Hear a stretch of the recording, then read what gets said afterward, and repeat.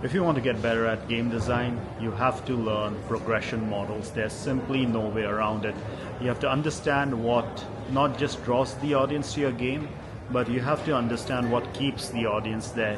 And this is not as simple as building a monetization model, because that's very different. Progression motivates your players to stay with the game. So progression can come in different types. So for example, let's say the fans of the Soul-like genre, obviously the progression model, or one of the core progression models there, is mastery, because you don't just get good at a Souls-like game. You have to put in the hours, you have to really understand the animation timing. There's a mastery involved in conquering the different enemies within the game. Similarly, there are other games like Life is Strange, or there are other games like Journey, where the concept of progression may be around novelty and storytelling.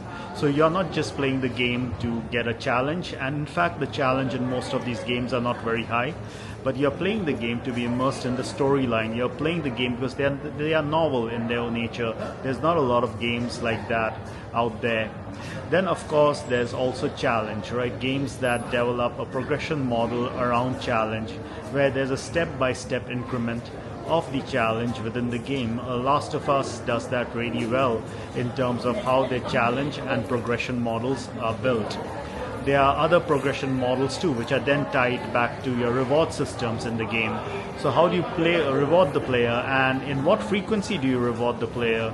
So for example, let's say in a game like Call of Duty, if I'm going around and I have like 5 to 6 headshots, does the game find a way to reward me and show that on a reward screen? There's a bit of bragging rights going on there, as opposed to someone who's going around and even maybe eliminating the same number of enemies, but that is without headshots. That is just like spraying their bullets, all across. So you're getting a different kind of reward structure and a different kind of bragging rights.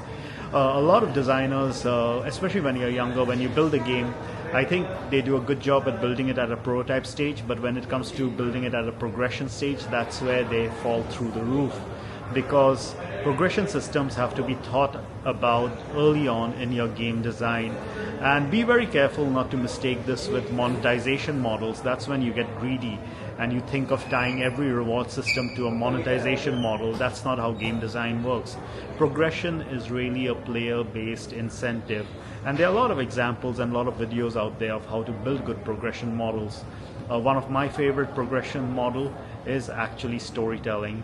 I stay in games a lot more to see where the stories are going and where the characters are going. So for example, I'll go back and play a game like Max Payne all over again.